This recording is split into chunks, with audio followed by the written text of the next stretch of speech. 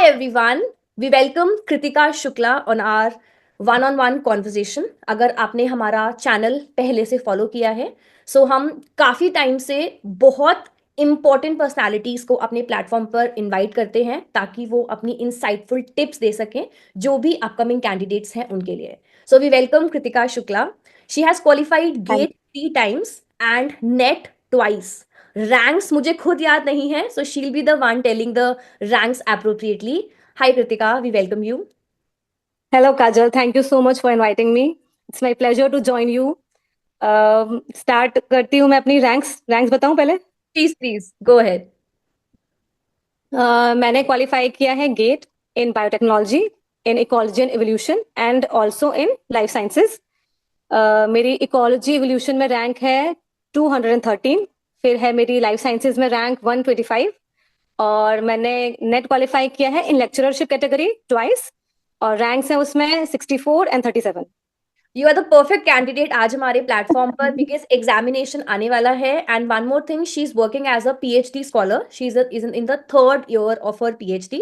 So हम एक holistic interview लेंगे इनके साथ, एक वन ऑन वन सेशन रखेंगे ताकि जो भी इन्होंने अभी तक अपनी पीएचडी जर्नी में और अपने प्रिपरेशन के टाइम पर एनालाइज किया है और जो भी उनकी लर्निंग्स थी she can share over here.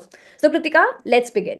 Very first thing, students अगर लास्ट के 10 दिन के अंदर कुछ सबसे इंपॉर्टेंट याद रख सकते हैं, so what it would be according to you, like should they be planning new topics या फिर उन्हें पुराना ही पढ़ना चाहिए? What would be your take on this? ठीक है। मैं ये बोलूंगी कि नया तो बिल्कुल भी नहीं लेना चाहिए। अकॉर्डिंग टू मी, मैं अपना ओपिनियन दूंगी, बिल्कुल भी कोई नए टॉपिक्स ना उठाए अनटिल एंड अनलेस उन लोगों को रियलाइज होता है कि ये टॉपिक बहुत रिपीट हुआ है, प्रीवियस ईयर्स में बहुत ज्यादा रिपीट हो रहा है, तो उस टॉपिक को देख सकते हैं। वैसे नया नहीं लेना चाहिए। और सबसे इम्पोर्टेंट जो मेरी नजर में है वो है पीवाईक्यूज।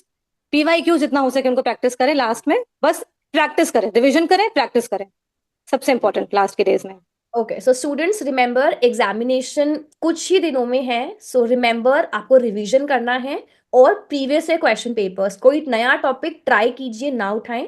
एंड मेक श्योर कि आप प्रीवियस ईयर क्वेश्चन पेपर्स को ना छोड़ें. अगर कोई नया स्टूडेंट है, so should that student be starting of with the previous year question papers, या फिर प्रीवियस ईयर क्वेश्चन पेपर्स हमें अपनी प्रेपरेशन में कहाँ प्लेस डाउन करने चाहिए? ये बहुत बड़ा मिथ है स्टूडेंट्स के बीच में. हम्म देखिए, प्रीवियस ईयर क्वेश्चन पेपर तो अपनी जर्नी में एकदम स्टार्टिंग से रखें उसको, मतलब एकदम अपना प्रिपरेशन में उसको इम्बाइब कर ले कि हाँ, पढ़ना है, प्रीवियस ईयर क्वेश्चंस करने हैं। मतलब एक यूनिट किया उसके क्वेश्चंस किए, दूसरा यूनिट किया उसके क्वेश्चन किए। आपको उससे आइडिया लगेगा कि आप कितना, मतलब प्रेपरेशन स्ट्रेटेजी, मतलब आपका प्रिपरेशन कैसा चल रहा है, आपको आइडिया लगेगा। तो प्रीवियस ईयर क्वेश्चन तो कॉन्स्टेंटली आपको करते रहना है, क्योंकि जैसा देखा गया है प्रीवियस ईयर्स में इतना क्वेश्चन का रिपीटेशन रिपीटेशन अगर ना कहो तो रिफ्रेम होके आते हैं बहुत क्वेश्चन। तो प्रीवियस ईयर क्वेश्चंस तो आपको स्टार्टिंग से ही करना है एकदम, ओके, तब जो मैं वेरी कहूँ। Good. Remember students, previous year question papers, ये एक बहुत इंसाइटफुल टिप है कि प्रीवियस ईयर क्वेश्चन पेपर्स, बच्चों को लगता है कि मैम हमने पूरा सिलेबस कर लिया, अब हम स्टार्ट कर रहे हैं. But that's the biggest mistake. पहले दिन से प्रीवियस ईयर क्वेश्चन पेपर्स करने चाहिए. So Kritika, previous year question papers का रिसोर्स क्या होना चाहिए? बिकॉज जब मैं तैयारी कर रही थी, आई वुड बी ऑनेस्ट, मुझे कोई स्पेसिफिक बुक नहीं मिली एक दो बुक के अलावा. So what should be your take कि अभी मार्केट में क्या क्या अवेलेबल है और हमें कहाँ से बच्चे बुक्स ले सकते हैं for the previous year question paper specifically? बिल्कुल। जब मैं भी प्रिपरेशन कर रही थी तो बिल्कुल काजल की तरह मेरे को भी बहुत प्रॉब्लम आई। मैंने काफी ऑनलाइन रिसोर्सेज देखती थी, ऑनलाइन पेपर्स डाउनलोड करती थी मैं। अगर पेपर डाउनलोड हो जाता था तो उसका एक्सप्लेनेशन नहीं मिलता था, तो हमको करेक्ट. बहुत, मेरे को प्रॉब्लम लगी। तो अभी आप लोग थोड़ा लकी हो, क्योंकि अभी काजल ने नई बुक लॉन्च की है जिसमें 20 क्वेश्चन पेपर्स हैं, along with their detail and very good explanation. तो मैंने खुद उसको देखा है, पढ़ के देखा मैंने उस बुक को, तो मेरे ख्याल से वो आपका, मतलब एक स्पॉट पे आपको सब कुछ मिल जाएगा। तो मैं सजेस्ट करूंगी, वो बहुत बढ़िया बुक है। सब कुछ, मतलब सारे प्रीवियस ईयर्स उसमें, मतलब काफी आपको एक हेल्प मिलेगी सारी यूनिट्स के लिए। ओके, तो थैंक यू सो क्योंकि मच हम फॉर लोगों को नहीं मिली थी। हाँ। Thank you so much for the appreciation. तो स्टूडेंट्स, स्क्रीन पे आपको नंबर दिख जाएगा. आप यहाँ पे कांटेक्ट कर से करके हमारी प्रीवियस ईयर क्वेश्चन पेपर की बुक को ले सकते हैं and you can get your books delivered to your door step. Kritika, let's move forward. अगला क्वेश्चन, अगर लास्ट के 10 days बाकी हैं, सो हमारे स्टूडेंट्स की स्ट्रैटेजी क्या होनी चाहिए? लाइक उन्हें कौन सा सेक्शन पहले करना चाहिए, कौन सा बाद में, क्योंकि टाइम मैनेजमेंट बहुत इंपॉर्टेंट होता है एग्जाम में। So what would be your take on the time management? मेरा 2 बार, मैंने 2 बार तो क्वालिफाई किया, मैंने पेपर 3 बार दिया। तो जो पहली बार जो मैंने मिस्टेक की थी, उससे मैं सबको वो बोलना चाहूंगी कि किसी भी सेक्शन को बहुत ज्यादा एक बार में टाइम ना दे, एक स्ट्रेच में बहुत ज्यादा टाइम ना दे। जैसे अगर आप सेक्शन ए से भी अगर मान लो स्टार्ट कर रहे हो, तो ये नहीं है कि 1 घंटे तक आप सेक्शन ए ही कर रहे हैं। आप सेक्शन ए को सिर्फ आधा घंटा फिक्स करके रखें, उसमें जितना हो जाए मूव टू नेक्स्ट सेक्शन, ये मेरा मानना है। और स्टार्ट करें सेक्शन सी से। मुझे जो सही लगता था मैं सेक्शन सी से स्टार्ट करती थी। जो इंपॉर्टेंट 25 क्वेश्चन आप निकाल दे, अपने 25 क्वेश्चन आप फटाफट करके then move to section A. और सेक्शन बी तो थोड़ा सा कंपैरेटिवली उतना एनालिटिकल नहीं होता। वैसे मैं देख रही हूँ आजकल थोड़ा सा आ रहा है, अभी रिसेंट ईयर्स में मैं देख रही हूँ एकदम से चेंज हुआ है थोड़ा सा। तो सेक्शन बी में भी आ रहा है, बट जो सेक्शन सी का हाल है वो थोड़ा, वो तो अलग ही है। तो उसके लिए आपको टाइम चाहिए, तो आप 1 घंटा का ऊपर तो आपको उसी में लगेगा। तो सेक्शन सी करिए, उसको साइड करिए, सेक्शन ए करिए, और फिर उसके बाद सेक्शन बी अपना करिए। बट ये नहीं कि किसी भी एक सेक्शन को थोड़ा सा एक टाइम आप डिवाइड करिए। जैसे मैं 1.5 आवर करती थी सेक्शन सी के लिए, मतलब ऐसे 1.25 घंटा लगभग सेक्शन सी को देती थी। उसके बाद ऐसे 30 मिनट्स दिए मैंने सेक्शन ए को। इस तरह से मैं डिवाइड करती थी अपना, तो उसमें ही कर लीजिए, थोड़ा सा ये सही रहेगा। ओके, सो स्टूडेंट्स रिमेंबर कि पहली चीज, हमें किसी भी सेक्शन को बहुत ज्यादा टाइम नहीं देना। बेटर है सेक्शन सी से स्टार्ट करें, उसके बाद section A and section B. अगर आपको बी पहले करना है और ए बाद में, वो आपकी चॉइस है, बट ट्राई कीजिए कि सेक्शन सी सबसे पहले किया जाए। Right. Kritika, next question for you. हाँ, मॉक एक चीज बस ऐड करना चाहूंगी सेक्शन बताइए। सी के लिए, बस ये क्योंकि सेक्शन सी बहुत ज्यादा वेटेज रखता है ना, बस इसलिए, मतलब ये मेरा पर्सपेक्टिव है। क्योंकि आपके 100 मार्क्स पूरा उससे सिक्योर हो जाएंगे, तो आप उसको अपने पूरा उसको एक तरफ साइड करिए, उसके बाद किसी चीज पे जंप करिए। थोड़े बहुत मार्क्स के लिए आप बहुत टाइम वेस्ट करें, उससे अच्छा अपना 100 मार्क्स को सिक्योर करके then move to other sections. Correct, very correct. हम भी जब अपनी क्लासेस में स्टूडेंट्स को सबसे पहले पार्ट सी करने को बोलते हैं, क्योंकि सबसे स्कोरिंग ही पार्ट सी है। अगर पार्ट एग्जैक्टली। सी में सबसे ज्यादा टाइम और फ्रेश माइंड से काम किया, तो बी और ए में स्ट्रेस लेवल कम हो जाता है एग्जाम में। राइट। इसी से मेरा नेक्स्ट क्वेश्चन है। स्टूडेंट्स को अभी काफी स्ट्रेस है कि मैम एग्जाम में होगा क्या। राइट, कि एग्जाम आने वाला है, सब कुछ पढ़ लिया लेकिन सब कुछ भूल गए। So how should the students handle out इस नर्वस टाइम पर? उन्हें क्या, मतलब how should their mindset be, और how should they be like working right now? Stress का तो देखो डील करने का सबका अपना अलग अलग तरीका होता है। मैं अपना बताती हूँ कि मेरे फादर बोलते थे एकदम, जब भी एग्जाम है उससे कुछ दिन पहले मेरे को एकदम स्ट्रेस फ्री रहने का वो सिखा देते थे कि बिल्कुल ना पढ़ना है ना ज्यादा कुछ करना है। तो आप लोग बस अपना रिवीजन बिल्कुल एकदम लास्ट में सिर्फ रिवीजन, हल्का फुल्का रिवीजन करें। अगर कुछ नया नहीं पढ़ेंगे तो स्ट्रेस उतना नहीं होगा। अगर हम कुछ नया पढ़ेंगे तो ऑटोमेटिकली अरे ये तो देखा ही नहीं, ये तो कुछ नया है, और ज्यादा स्ट्रेस बढ़ेगा। सबसे पहले तो नया कुछ भी ना पढ़े। थोड़ा सा आप पॉजिटिव माइंडसेट, जो मैं कहूंगी अपने आप से, आपको अपने आप पे भरोसा रखें, पॉजिटिव माइंडसेट लेके चलेंगे तो अपने आप ही अच्छा होगा। बट अगर मन में ही होगा कि हो मेरा हो पाएगा या नहीं हो पाएगा, हो पाएगा। मैं आपको इंसिडेंट बताती हूँ। मैंने जो गेट जिसमें मेरा 145 rank, 125 rank, I am sorry, वो वाला पेपर ऐसा है जो मैंने एकदम बस ऐसे दिया था कि मुझे नहीं मतलब था, बस मैं देने चली गई थी, अगर होगा तो ठीक, नहीं होगा तो ठीक। तो इसलिए उस टाइम स्ट्रेस नहीं था। तो मैंने ना क्या किया, जितने आते थे सिर्फ वही क्वेश्चंस किए। तो मेरा जब मैंने चेक किया आंसर की, सिर्फ एक नेगेटिव था, सब सही थे मेरे। तो मुझे वो चीज लगी कि ना स्ट्रेस लेने का ये हुआ, वरना स्ट्रेस लेने से हम थोड़ा गलत कर देते हैं। तो जब मैंने बिल्कुल नहीं सोचा तो मेरा उसमें 125 रैंक आया, जो मेरे को बिल्कुल एक्सपेक्टेड नहीं था। तो वो चीज कि आप स्ट्रेस नहीं, अपना खुद अगर आप नहीं लेंगे तो अच्छा ही होगा ऑटोमेटिकली। तो आप ये लोग सोचेंगे कि अगर आप पॉजिटिव रहेंगे तो खुद ही आप अच्छा एक्सेल करेंगे, और आप स्ट्रेस लेंगे तो अपने आप का परफॉर्मेंस कम हो जाएगी। That's very correct. रिमेंबर, जितना स्ट्रेस फ्री माइंड रहेगा उतना बेटर आपका रिजल्ट आएगा। एक और क्वेश्चन यहीं से स्टूडेंट्स पूछते हैं कि मैम मॉक टेस्ट करें या ना करें, या फिर अगर हम मॉक टेस्ट दे रहे हैं तो मैम बहुत कम मार्क्स आ रहे हैं मॉक टेस्ट में। सो मॉक टेस्ट के मार्क्स क्या मैटर करते हैं, या फिर मॉक टेस्ट में कम मार्क्स आने के बाद पेपर देना छोड़ देना चाहिए? What should be the approach for the students? नहीं नहीं, मॉक टेस्ट तो कभी कभी ऐसा भी डिजाइन होते हैं कि मार्क्स कम आ जाते हैं, मेरे भी बहुत कम आते थे उसमें। बट ऐसा नहीं है बिल्कुल, उससे डिसहार्टेन नहीं होना, उससे डिस्करेज नहीं होना, बट अपने आप को और अच्छा करने के लिए, मतलब और पढ़ना है उससे।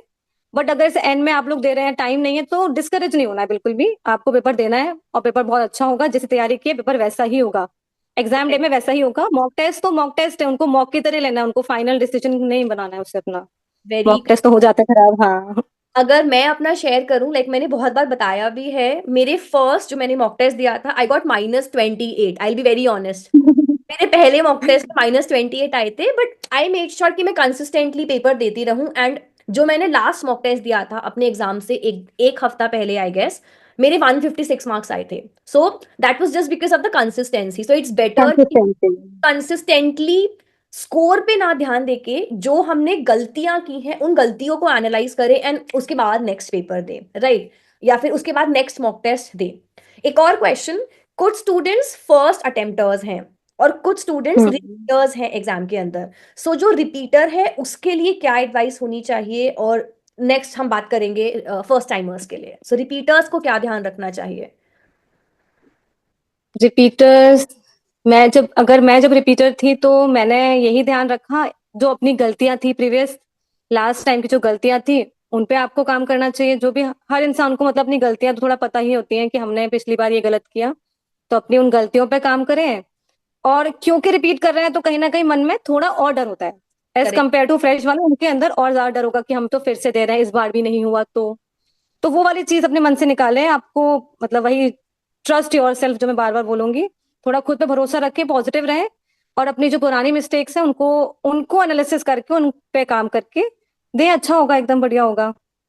Very correct. Remember all the repeaters who are giving the examination, कुछ भी रीजन हो सकता है आपकी पुराने वाली अटेम्प्ट ना क्वालिफाई होने का। इस टाइम पर ध्यान रखना है कि जो भी मिस्टेक्स पहले अटेम्प्ट में करी हैं वो मिस्टेक्स रिपीट ना हो। किस तरीके से उन्हें एलिमिनेट करना है ये आपका सेल्फ एनालिसिस होगा। इसमें आपको खुद बैठ के देखना होगा कि यहाँ यहाँ मैंने गड़बड़ की है।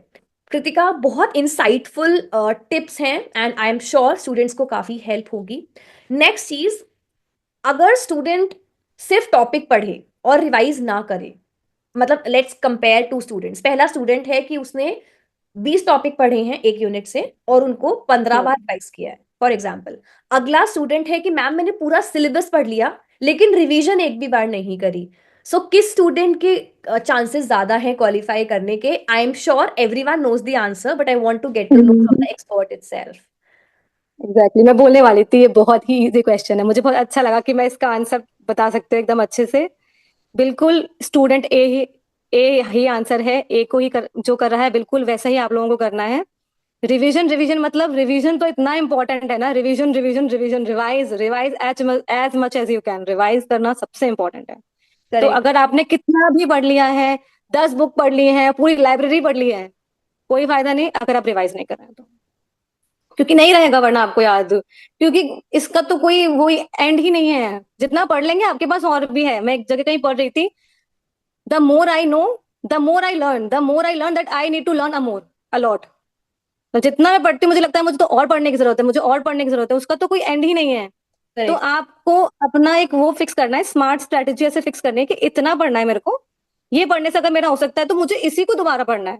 उस चीज को समझना है, वो मतलब वो टॉपिक, वो चीज एकदम ऐसे, मतलब मैं ऐसे बोलती हूँ कि फील आ जानी चाहिए उस चीज की। मतलब मुझे उस टॉपिक की अगर फील नहीं आती ना तो मैं उसको नहीं छोड़ती।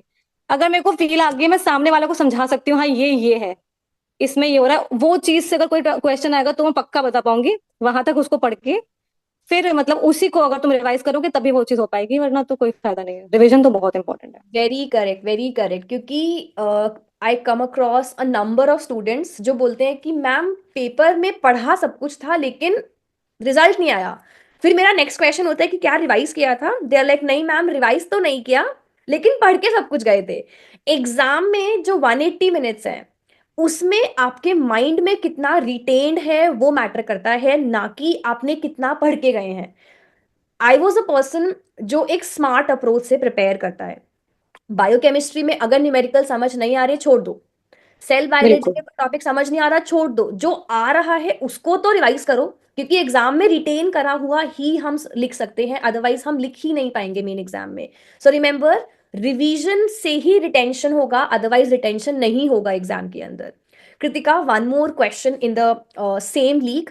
180 मिनट्स को अगर हमें मैनेज करना है प्रॉपरली, सो आप कैसे टाइम को डिवाइड करेंगे? Like how would you divide the 180 minutes appropriately according to your, because आपने 5 एग्जाम्स क्वालिफाई किए हैं, so you should be knowing it better. So what was your strategy for 180 minutes? Just divide the times into minutes and ताकि students को एक proper strategy मिल जाए. तो मैं सबसे पहले पार्ट सी उठाती थी, उसको दूंगी मैं अराउंड 75 मिनट्स टू 90 मिनट्स। ठीक है, उसके बाद then I switch to part A. Part A के लिए approx 30 minutes. Then I switch to part B, उसको भी अप्रोक्स 30 मिनट्स। तो अगर आप ये इस हिसाब से करेंगे तो आपके पास लास्ट में फिर भी 15 से 20 मिनट लगभग ऐसे बच जाएंगे आपके पास, जिसको मैं सिर्फ रिविजन के लिए रखती थी, क्योंकि मतलब मुझे लास्ट में वो वाला टाइम चाहिए कि मैं सब कुछ एक बार गो थ्रू करके रिवाइज कर सकूं। तो ये मेरे को लगता है ये सही रहता है। करेक्ट. सो लास्ट का जो 20 मिनट्स है, स्टूडेंट्स मेक श्योर कि आप आंसर्स जो मार्क करे हैं वो क्रॉस वेरीफाई कर ले कि ठीक है मैंने पूरा पेपर सॉल्व कर दिया, बट जो दिमाग में क्वेश्चन का आंसर आया था क्या वही टैप किया है, क्योंकि सीबीटी मोड पेपर है. बाई चांस कभी कभी ऑप्शंस शफल्ड मिलते हैं, so make sure that you mark the answer very appropriately. ये काफी इंपॉर्टेंट चीज है जो हमें याद रखनी है मेन एग्जाम के अंदर. Kritika, last question. क्या आपके एंड से टिप्स होंगी स्टूडेंट्स के लिए? This is an open ended question. आप क्या टिप्स देना चाहेंगे स्टूडेंट्स को इन टर्म्स ऑफ एग्जामिनेशन आने वाला है उस टर्म के लिए? ओके, सबसे पहले ही सबसे इंपॉर्टेंट है, एकदम स्ट्रेस फ्री रहें, मोटिवेटेड रहें, पॉजिटिव रहें। जितना आप स्ट्रेस फ्री पॉजिटिव रहोगे आपका एग्जाम ऑटोमेटिकली अच्छा ही होगा। पढ़ाई तो आप लोग कर ही रहे हैं, मतलब ये जो पढ़ रहे हैं उनके लिए ही है टिप। तो अगर आपने पढ़ाई की है, आपने अपनी तरफ से मेहनत की है, तो अच्छा होगा पेपर अगर आप पॉजिटिव रहेंगे। पर आपने कॉन्स्टेंटली मेहनत की है और स्ट्रेस में आप उसको खराब कर देंगे तो कोई फायदा नहीं उस चीज का। तो अगर आपने मेहनत की है तो आप आप पे भरोसा रखें कि हाँ मैंने किया है, अच्छा ही होगा। तो पॉजिटिव रहें, मोटिवेटेड रहें, सेल्फ कॉन्फिडेंस रखें, एकदम बढ़िया होगा। लास्ट मिनट में रात एक दिन पहले बढ़िया खा के जल्दी सो जाए। मैं मतलब बिल्कुल एक दिन पहले नहीं पढ़ती थी, सिर्फ मतलब ऐसे फन मोड में रहती थी। ये मेरा अपना था, कुछ लोगों को जरूरत लगती है। मतलब मैं देखती थी ना बच्चे मेट्रो में पढ़ते जाते हैं, तो वो भी सही है, वो उनको जरूरत होती होगी। बट अगर मैं लास्ट मोमेंट में पढ़ लेती हूँ ना तो मेरा ऐसे घौच पौच हो जाता है दिमाग में। तो I prefer to stay calm, chill, गाने सुनते हुए। तो अगर आप लोग भी इसे इस स्ट्रेटजी पे बिलीव करते हैं तो ये कर सकते हैं कि आप आराम से रहें, या मतलब कोई भगवान का नाम ले, मतलब आप मेडिटेशन करके जाएं, अपने दिमाग को काम करें। मतलब मेरा बेसिकली कहने का ये मतलब है, काम पीसफुल माइंड बेस्ट रहेगा आपके लिए। तो आप बढ़िया से दे पाएंगे, कॉन्फिडेंस रखें अपने आप पे, लास्ट में सिर्फ रिविजन करें। वेरी इंसाइटफुल टिप्स, काफी इंटरेस्टिंग टिप्स थी students, exactly in the way जो स्टूडेंट्स को चाहिए होता है. So thank you so much Kritika for joining in. Students, one information for you all. अगर आप जून 25 के लिए तैयारी कर रहे हैं तो आपको स्क्रीन पर हमारे अपकमिंग बैचेस और जो ऑनगोइंग बैचेस है वो दिख जाएंगे. स्क्रीन पर आपको नंबर भी दिखेगा, आप कॉल या व्हाट्सएप करके आप इन्फॉर्मेशन ले सकते हैं रिलेटेड टू एवरी मॉड्यूल और everything that we have for you all for the preparation. And if you want us to call Kritika again, she's one of the best guests we have called so far. If you want her to give you guidance for the GATE examination as well, let us know in the comment sections below and we'll call her again, as she's a very good friend of mine as well. So she won't deny, I'm sure about that. So For sure, thank you for so sure. much, Kritika, for joining in. And thank you so much for your insightful tips and your important time. Thank you for joining. Thank you, Kajal. I loved being here.